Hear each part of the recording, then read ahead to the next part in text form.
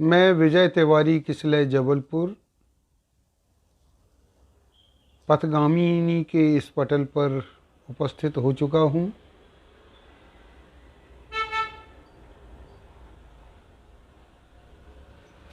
जी, मैं चाहूँगा कि मुझे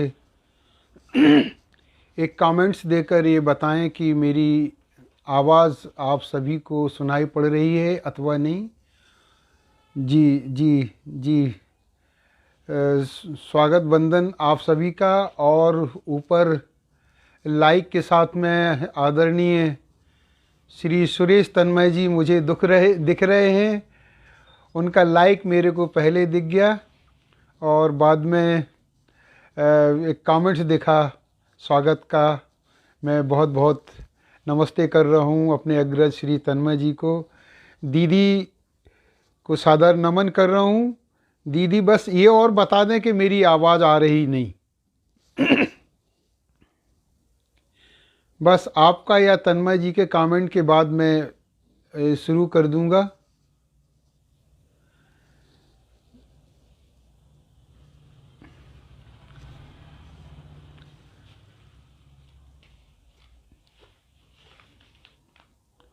मेरा निवेदन है आदरणीय तन्मय जी से कि कुछ देर जरूर उपस्थित रहें। जी जी दीदी, आपको पुनः एक बार नमन करता हूँ। जी तन्मय जी, आपका भी कमेंट्स प्राप्त हो चुका है। बस मैं इस बड़े स्वनाम धन पथगामिनी पटल पर मैं उपस्थित हूँ और आप सब लोगों का बहुत बहुत स्वागत करता हूँ कि आप इतने जल्दी, इसके पूर्व ही अभी हमारे अग्रज आदरणीय मनोज शुक्ल मनोज कहानी पाठ के लिए उपस्थित थे, लेकिन उनके घर में नेटवर्क की परेशानी के कारण वो लगातार नियमित रूप से वो सुना नहीं पाए। निश्चित रूप से फिर कभी उन्हें पुनः अवसर प्राप्त होगा और वो हम सब लोगों को अपनी कहानियों से अवगत कराएंगे। आज जैसा कि सभी लोग खुश हैं और एक तरह से चिंतनशील भी हैं, कुछ समीक्षाएं कर रहे हैं कि हमारे पूरे साल का लेखा जोखा क्या रहा, हमारी ज़िंदगी में क्या अच्छा क्या बुरा हुआ। वैसे हम किसी भी धर्म या किसी भी भाषा या देश के हम विरोधी नहीं हैं, लेकिन हर देश की अपनी अपनी संस्कृति, अपनी अपनी सभ्यता और अपनी अपनी परंपराएं होती हैं। हम सभी परंपराओं का, सभी संस्कृतियों का सम्मान करते हैं। चाहे वो पाश्चात्य देश के लोग हैं, हम उनका सम्मान करते हैं। आखिरकार समय को महत्व देते हुए, समय का आदर करते हुए 365 दिनों की समीक्षा करना सही बात है और सबको समीक्षा करना चाहिए और आगे आने वाला वर्ष हमारे लिए सुखदायी हो, हमारे लिए नई खुशियां लाए, सबकी आकांक्षा होती है। हम भी आज अंग्रेजी 2022 इस वर्ष की समाप्ति पर और कुछ ही घंटे बाद, ढाई घंटे के पश्चात आने वाले नए साल का हम भी उनके साथ में स्वागत करते हैं। और यदि हमारी अपेक्षाएं, हमारे आकांक्षाएं और हमारी मनोकामनाएं पूर्ण होती हैं, हम यदि भविष्य में कोई उनके बारे में कोई भविष्य की हम कोई भूमिकाएं बनाते हैं, ये बहुत अच्छी बात है। तो हम आज भी यही चाहेंगे कि हम अगले अंग्रेजी वर्ष 2023 के लिए हम अपना कोई महत्वपूर्ण कार्य या कोई उपलब्धियों के लिए उसको अपने आप को तैयार करें। लेकिन आज हम यहाँ पर इस पटल पर एकत्र इसलिए हो रहे हैं कि हम अपने पथगामिनी जो हमारा समूह है, जो हमारा पटल है, जो हमारा पृष्ठ है, और हमारे पटल ने इस अंग्रेजी वर्ष के दौरान क्या क्या उपलब्धियां हासिल की, हम इस पर बात करें। आज वर्ष 2022 का आखिरी दिन भी समाप्ति की ओर है। लगभग 3 घंटे शेष हैं, 2.5 घंटे शेष हैं। यही से ही वक्त है जब हम बीते वर्ष में अपने किए कार्यों की समीक्षा और चर्चा करें। साथ ही स्वागते नूतन वर्ष के लिए इसी पल से कुछ नया करने की ठान लें व पथगामिनी को सुझाएं। क्या ये कार्य, ये आयोजन और ये सुझाव उचित होंगे? क्या पथगामिनी इन्हें मूर्त रूप दे सकती है? मैं साथ साथ में नाम जरूर लेना चाहूँगा। पटल पर उपलब्ध जो रहते हैं, मुझे मालूम होना चाहिए कि मेरे अनुज संतोष नेमा जी पटल पर उपस्थित हैं। मुझे मालूम होना चाहिए कि आदरणीय रेणु राय जी मंच पर उपस्थित हैं। हमारी दीदी ने सबको पहले ही अवगत करा दिया है। मैं सभी का सम्मान करता हूं और ये भी बताना चाहता हूं कि जब हम तक बताएंगे कि हम क्या आयोजन हमें करना है, हमारे क्या सुझाव होंगे और पथगामिनी क्या वाकई उनको मूर्त रूप दे पाएगी, तो निश्चित मानिए कि यदि सुझाव सकारात्मक हैं, निश्चित रूप से कठिन भी हैं, तो हम उन्हें मूर्त रूप देने की कोशिश करेंगे। अच्छे हैं, हम सभी साहित्यकारों की भलाई चाहते हैं और इस माध्यम से यदि हम कुछ कर पाएँ, हमारी मंजुला दीदी की आकांक्षाएं पूरी हो पाएँ, तो ये हमारे लिए गर्व की बात होती। मैं पथगामिनी का प्रमुख मार्गदर्शक होने के कारण आप सभी से कहता हूँ कि बिना सबके सुझावों और बिना आप सबके आगे आए मेरे परामर्शों को मूर्त रूप देना असंभव सा होगा। मैं अपनी तथा पथगामिनी परिवार की ओर से वर्ष 2023 की पूर्व ही, कुछ घंटे पूर्व ही नूतन वर्षाभिनंदन कहते हुए सभी को शुभकामनाएं देना चाहता हूं कि आप वर्ष 2023 में जीवन की नवीनतम एवं वांछित आकांक्षाओं को पूर्ण करें। मेरी परमपिता परमात्मा से यही बार बार प्रार्थना रहेगी, आपका जीवन सुखमय हो, घर में सुख शांति हो, सभी स्वस्थ रहें और आपकी जो कामनाएं हैं वो पूरी होती रहें। बात आती है आज की। सौम्या गुप्ता जी, अच्छा देवकृष्ण गुप्ता जी हैं, सौम्या गुप्ता के नाम से वो नहीं चल रहा होगा नेट। तो देवकृष्ण, आप तो हमारे परिवार के हैं, आपको बहुत बहुत शुभकामनाएं नए साल की। शशिकांत श्रीवास्तव जी, आपको भी नए साल की बहुत बहुत मुबारकबाद। अशोक सिंह जी उपस्थित हैं। इसी बीच में अपनी बात को कंटिन्यू करते हुए बताना चाहूँगा कि सबसे पहले तो दीदी को बहुत बहुत आभार, बहुत बहुत धन्यवाद दूंगा कि उन्होंने इस मंच का गठन किया। और इस जो मंच का नाम जो पथगामिनी है, ये इसका गठन किन परिस्थितियों में हुआ,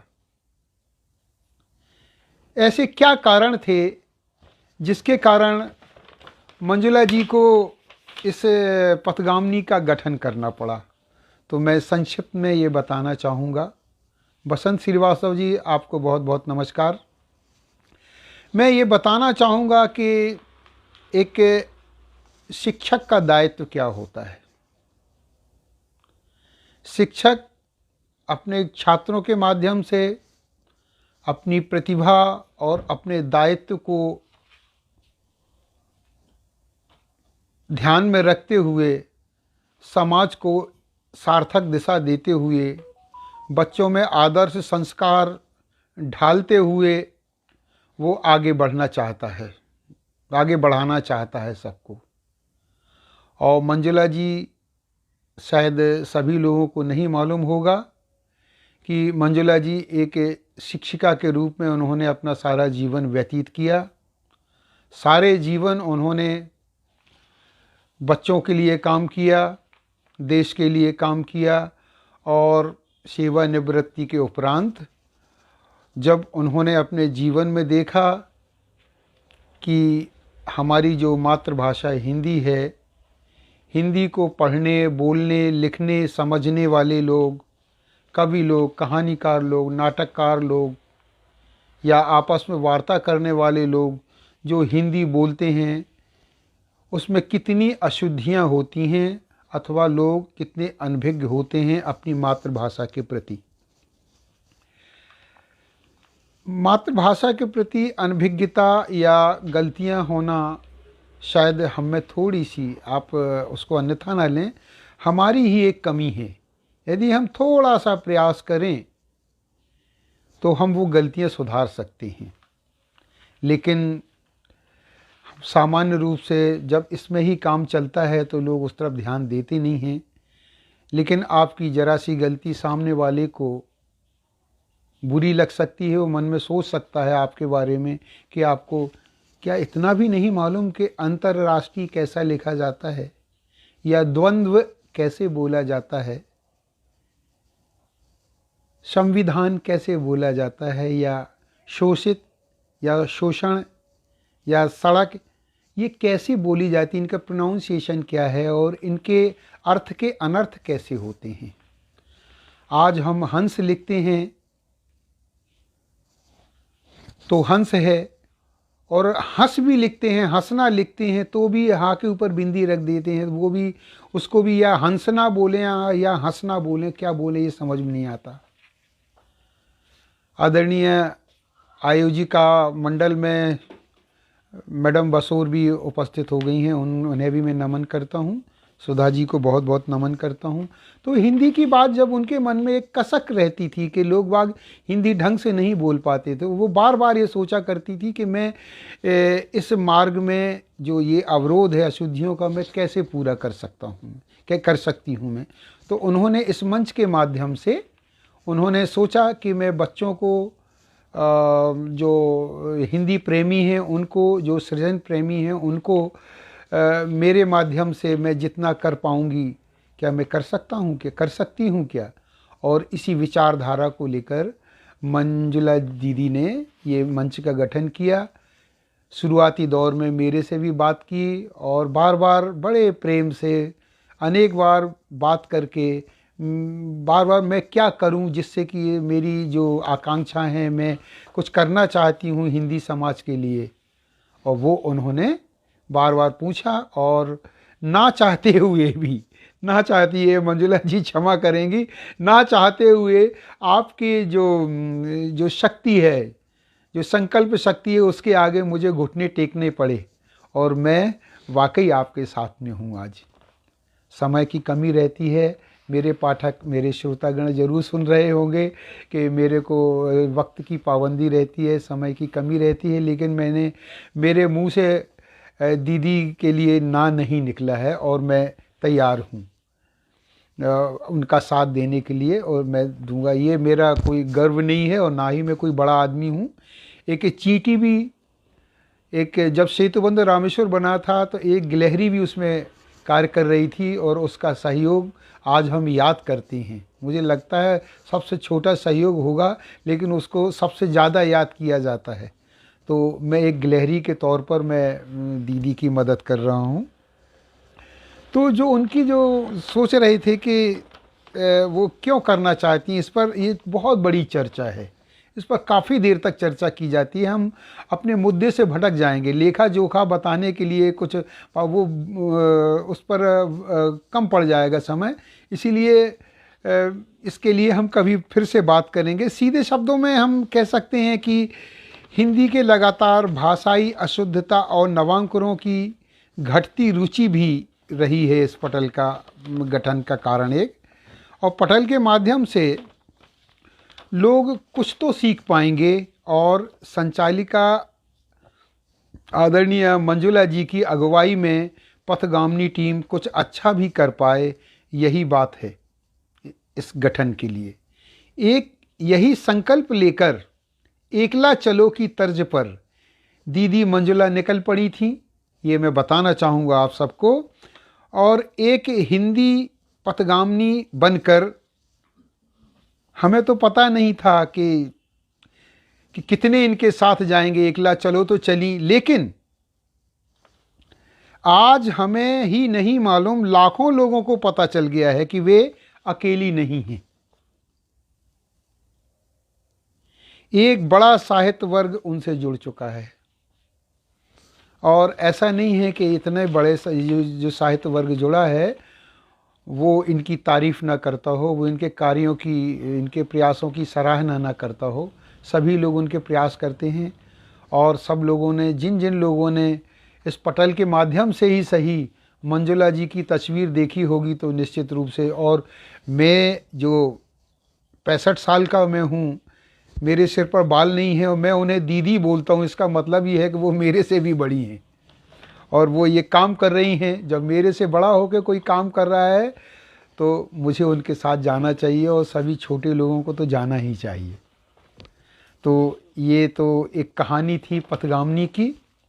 अब मैं संक्षिप्त में, ये ज़रूरी नहीं है कि मैं 1 घंटे इस पटल पर बोलूं, केवल लेखा जोखा और जाते हुए साल में पथगामिनी के 2022 वर्ष में जो उपलब्धियां थीं कुछ उन्हें बता के और नए साल की शुभकामनाएं देते हुए मैं अपनी बात को समाप्त करूंगा। कुछ प्रमुख बातें जिसमें मैं भूल भी सकता हूं, जिनको भूल रहा हूं वो मुझे सबसे ज़्यादा याद होंगे, और जो मैं बता रहा हूं वो मात्र कुछ यहाँ उदाहरण हैं जिनके बारे में मैं चर्चा कर रहा हूं। और पाठक वर्ग तो वैसे ही जानते हैं कि पथगामिनी कितना काम कर रही है। इस बीच में हमारे आदरणीय परम मित्र और हमारे अग्रज श्री डॉक्टर मोहन सिंह कुशवाहा जी भी इस पटल पर हैं, और वो बोल रहे हैं कि ये मेरा सौभाग्य है कि मैं पथगामिनी पटल पर काव्य पाठ कर चुका हूँ। निश्चित रूप से डॉक्टर कुशवाहा जी, आप इस पटल पर ही क्या, आपने पूरे देश में धूम मचाई है, कवि सम्मेलनों में धूम मचाई है। हम मध्य प्रदेश के, मैं संस्कारधानी जबलपुर का नागरिक हूँ, और यहाँ भी आप कई बार आए हैं और यहाँ आपने मंचों पे धूम मचाई है। हम आप बहुत बहुत अभिनंदन करते हैं हम आपको जी। तो मैं ये कह रहा था कि जिस तरह से पूरे वर्ष में कार्यक्रम हुए हैं, तो हमने देखा, सबसे पहले तो मैं नाम लेना चाहूँगा रेणु शर्मा जी का। रेणु जी ने नवरात्र में उनके जो संचालकत्व में स्ट्रीम यार्ड पर एक भव्य काव्य गोष्ठी हुई थी, जिसमें उस ज़माने में, शुरुआती दौर में, जो कोई नया नया रहता है तब उसको कुछ उपलब्धि होती है तो वो स्मरणीय होती हैं। तो मैं ये कहना चाहूँगा कि लगभग 1600-1700 कमेंट्स और टिप्पणियाँ और लाइक्स इस गोष्ठी में मिले थे, जो कि हमारे लिए बड़ी सुखद बात थी उस समय। फिर एक और गोष्ठी की बात करना चाहूँगा मैं, जिसमें भाई हरिकृष्ण शर्मा हरि जी के विशिष्ट, उत्कृष्ट एवं आदर्श संचालकत्व में स्ट्रीम यार्ड पर ही एक गोष्ठी आयोजित हुई थी। वर्षांत पर यह गोष्ठी आयोजित हुई थी पथगामिनी पटल पर, जो निश्चित रूप से उनके संचालन के कारण और उनके संचालन में जिन कवियों ने अपना काव्य पाठ किया था, अपनी प्रस्तुति की थी, उसके कारण यह गोष्ठी हमेशा अविस्मरणीय रहेगी। और श्री हरि जी के संचालन में ही एक कजरी सुर संगम का भी कार्यक्रम हुआ था। जी डॉक्टर कुशवाहा जी, सही बोला, आप 3-4 बार कवि सम्मेलन में जबलपुर पहुँचे हैं। पंकज भैया, आप भी आ गए, सुन रहे हैं, अच्छा लग रहा है, और ये लेखा जोखा में आपकी उपस्थिति महत्वपूर्ण है। तो ये जो कजरी सुर संगम है, इसमें भी आनंद आया था, और क्या कहने हरि भाई के, तो उनके संचालन की, उनकी रिस्पेक्ट देने की अदा को, उनके मुस्कुराने की अदा को, और उनके जो एक बुलंद आवाज़ में संचालन करने की जो शैली है, वो सभी लोगों को मंत्रमुग्ध कर देती है, इसमें कोई दो मत नहीं है। और इसे आप अपनी प्रशंसा ना माने, आप इसके हकदार हैं, आप ऐसा ही करते हैं। ये एक बहुत बड़ा कमेंट्स है हमारी बहन सुधा जी का, कि आदरणीय दी ने हमें भी पथगामिनी से जोड़कर कुछ सीखने को मिला है उससे, ये बहुत अच्छी बात है। बी के पाठक जी उपस्थित हैं इस समय, ये भी बहुत अच्छी बात है। और फिर हम देखें कि ये केवल काव्य गोष्ठियाँ नहीं, कहानियों पर भी हमने कार्य किया है। कहानी सम्राट प्रेमचंद जी की परंपरा पर चर्चा हुई, बड़ी सार्थक चर्चा है। प्रेमचंद जी को, मुंशी प्रेमचंद जी और उनके कविताओं को, उनकी कहानियों को, उनके उपन्यासों को कौन नहीं जानता। उनकी जो कहानियाँ सुने तो आंखें नम हुए बिना नहीं रहती। फिर कहानी वाचन शुरू हुआ, जिसमें अभी तक 3 दर्जन से अधिक कहानी वाचनों में लगभग 1 सैकड़ा से अधिक कहानियाँ पाठकों ने सुनी और कहानीकारों ने बड़े प्रभावी ढंग से भी प्रस्तुत किया। बड़े प्रभावी ढंग से प्रस्तुत किया का आशय ये है कि कुछ लोगों ने उसके भावों को प्रदर्शित करते हुए अपनी शैली को कहानी के पात्रों के अनुरूप, गुस्से में, करुणा में, प्रशंसा में, हंसी में, उसी ढंग से उन्होंने जो प्रस्तुति की, काफ़ी मैं नाम लेना चाहूँगा। अर्चना जैन है मंडला की, या मैं भोपाल की डॉक्टर वर्षा चौबे की बात करना चाहूँगा। इन लोगों की प्रस्तुति ने मुझे भी प्रभावित किया है। तो फिर देखें कि 15 अगस्त 2022 स्वाधीनता दिवस पर एक नया प्रयोग किया, प्रयोग नहीं, यानी इस पटल पर, लाइव पटल की बात कर रहा हूँ मैं, पथगामिनी पटल पर। ऑफलाइन तो कुछ भी किया जा सकता, लेकिन ऑनलाइन एक बाल कवि सम्मेलन का आयोजन हुआ, जिसमें बाल कवियों ने अपनी प्रभावी का भूमिका निभाई और बड़ा अच्छा लगा उनकी प्रस्तुतियाँ देखकर। उनकी प्रतिभाओं की भी टोहली कि ये जो प्रतिभागी है ये कहाँ तक जा सकता है, उसके अभिनय कैसा है, उसके बोलने का तरीका क्या है, उसका प्रोनाउंसिएशन कैसा है, उसके शब्द कैसे हैं, ये भी एक बड़ी बात है इस पटल की। बहुत अच्छा रहा एक बाल कवि सम्मेलन। बाल कवि गोष्ठी की परिकल्पना एवं इसे कार्य रूप में परिणत करने का श्रेय संचालिका, प्रतिभागी एवं पूरे पथगामी परिवार को जाता है और हम इन्हें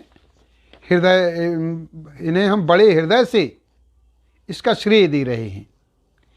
एक आंकड़ा, मोटे तौर पर एक आंकड़ा है कि पथगामिनी द्वारा अभी तक लगभग 75 एकल काव्य पाठ एवं 36 कहानी पाठ के कार्यक्रम यहाँ इसमें आयोजित किए गए हैं। बाकी वार्ताएं या परिचर्चाएं अलग हैं। स्वतंत्र भारत में आज़ादी के दरकते मूल्य पर विशेष व्याख्यान श्री प्रेमलाल जी शर्मा द्वारा दिया गया। गीतांजलि के रचयिता, रविंद्र संगीत के जनक, नोबल पुरस्कार प्राप्त रविंद्रनाथ टैगोर कुमार सुरेंद्र सागर जी पटल पर उपस्थित हैं और स्क्रॉल ऊपर हो जाता है इसलिए मैं पढ़ नहीं पाता। शशिकांत जी बार बार अपनी टिप्पणियों से उपकृत कर रहे हैं, अनुग्रहित कर रहे हैं हमें। तो मैं बताना चाहूँगा कि रविन्द्रनाथ टैगोर की पुण्यतिथि पर भी रविंद्र संगीत एवं बातचीत भी हुई थी। ये भी एक बड़ी बात है कि बहुआयामी हमारे पथगामी पटल के कार्य हैं। फिर कहानी वार्ता एवं कहानी वाचन में श्री ओम नीरव ने बड़े प्रभावी ढंग से किया था। कहानी चर्चा और कहानी पाठ भी उन्होंने किया था। इस तरह से हम देखते हैं, चाहे वो कविता पाठ हो, चाहे कवि गोष्ठी हो स्ट्रीम यार्ड पर, और चाहे कहानी पाठ हो। इसके अलावा भी परिचर्चाएं भी हुई, प्रस्तुतियां भी हुई, चर्चाएं भी हुई। एक परिचर्चा मुझे याद आती है, मुझे लगता है उस परिचर्चा के कम से कम 2-3 एपिसोड होना चाहिए, अभी नहीं हुए। वो परिचर्चा है महिला हिंसा पर, जिसमें महिलाओं का चिंतन एवं उनके वक्तव्य और विचारणीय वक्तव्य, जो विचारणीय और अनुकरणीय रहे हैं। बात थोड़ी सी जब बड़ी बड़ी बात होती है तो विषय भी बड़े लंबे चौड़े और विस्तृत हो जाते हैं। इस परिचर्चा में मैंने देखा, मैं विषयतर तो नहीं बोलूँगा लेकिन विस्तृत जरूर बोलूँगा। तो उतना विस्तृत ना बोल के यदि केवल हम महिला हिंसा पर ही बात करते कि महिला हिंसा किस कारण से बढ़ रही है, महिलाओं को क्या सीखना चाहिए, महिलाओं में कितनी संवेदनशीलता होना चाहिए, कितना धैर्य होना चाहिए, कितना परिवार को एकजुट बनाने के लिए उनमें वो गुण होना चाहिए, और हमको कैसे कैसे विचार और या उनका अनुकरण या उन्हें अपनाना चाहिए परंपराएं, कि हमारे परिवार में और हमारे समाज में कलह ना हो और हिंसा ना हो। इस पर केंद्रित होकर मैं चाहता हूँ 1-2 एपिसोड जरूर होना चाहिए।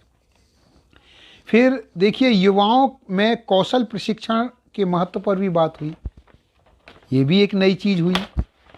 और मैं चूँकि बार बार ये कहना नहीं चाहिए, लेकिन मैंने देखा इस पटल पर संस्कारधानी जबलपुर के तो वो हैं ही, लेकिन देश के प्रख्यात कहानीकार, कवि एवं व्यंग्य शिल्पी श्री रमेश सैनी जी जितने बड़े चिंतक हैं, जितने बड़े समालोचक हैं, जितने बड़े व्यंग्यकार हैं, आज उनका कद बहुत ऊपर है। पूरे राष्ट्रीय स्तर पर वो व्यंग्य के नाम से उन्हें सभी पहचानते हैं, व्यंग्यकार के नाते जानते हैं वो। फिर एक प्रसिद्ध देश प्रदेश में प्रसिद्ध लघु कथाकार, कवि, कहानीकार श्री कुंवर प्रेमिल जी भी इस पटल पर आ चुके हैं। एक ज़माना था जब कादम्बिनी, सरिता वगैरह में शिकार कथाएं छपा करती थीं, तो उसमें हर 1-2 महीने में आदरणीय कुंवर प्रेमिल जी की कहानियाँ, शिकार कथाएं अक्सर कादम्बिनी में छपा करती थी। और कादम्बिनी के वो ऐसे रचनाकार थे, कोई अपरिचित रचनाकार नहीं थे, सभी उन्हें जानता था। और निश्चित रूप से उनके दृष्टिकोण और उनकी अनूठी विधा में उनसे कहानियाँ सुनना पथगामिनी पटल का निश्चित रूप से सौभाग्य रहा। आदरणीय रामानुज लाड़ीवाला जैसे साहित्यकारों का पथगामिनी पटल पर आना भी सुखद रहा। और एक और बात, गाज़ियाबाद विशेष काव्य गोष्ठी का आयोजन भी हमारी संचालिका ने अपने गृहनगर की एक अच्छी काव्य गोष्ठी बनाई, जो कि एक ये भी अच्छी चीज़ है। और हम चाहते हैं कि इस पटल के माध्यम से, अब ऑफलाइन की तो बात ही नहीं है, जब गाज़ियाबाद में हो तो सभी लोग इकट्ठे होकर करें और इस पथगामिनी पटल का मान बढ़ाएं। और तो इस तरह से मैं ये बताना चाहता हूँ कि कुछ मोटे तौर पर जो मेरे मन में जो बातें आईं और जितना मैं जान सका इस पथगामिनी पटल पर, मैं जो आपके सामने प्रस्तुत किया, ये हमें सारे जितने पाठक हैं, जितने दर्शक हैं, जितने पथगामिनी परिवार से जुड़े हुए लोग हैं, उनके लिए चिंतन की बात ज़रूर बोलूँगा कि वो ये चिंतन करें कि पथगामिनी में ये कार्य हुए हैं। अब अगले आंग्ल वर्ष जो 2023 आ रहा है, इसमें हम ऐसा क्या कार्य करें, हम ऐसे किन रचनाकारों को इस पटल पर लाएं। मैं सबसे अपेक्षा करूंगा कि अपने अपने क्षेत्र के सबसे वरिष्ठ, सबसे अच्छे, बल्कि उनके कहानियों का, उनकी कविताओं का चयन भी ऐसा हो कि वो उनकी प्रतिनिधि रचनाएं साबित हों, वो हम इस पटल पर लाएं। और इस पटल को ऐसा चिर परिचित और ऐसे सब लोगों का ऐसा बना लें कि जो पूरा देश इस पटल को नाम आते ही, पथगामिनी नाम आते ही सुरेश तन्मय जी के नाम से जाने, सुधा बसोर जी के नाम से जाने, रेणु शर्मा जी के नाम से जाने, मंजुला श्रीवास्तव जी के नाम से जाने, पंकज तिवारी के नाम से जाना जाए। तो इस तरह से इस पटल को हम आगे बढ़ाएं। और इस तरह की बातें हैं। बस करीब 2.25 घंटे 9:46 मेरी घड़ी बता रही है। बस नया साल आने वाला है, हम में से बहुत सारे लोग भी इसके सेलिब्रेशन की तैयारी में होंगे। मैं एक बार फिर से सारे लोगों को बहुत बहुत आने वाले नए साल की बधाई देता हूं।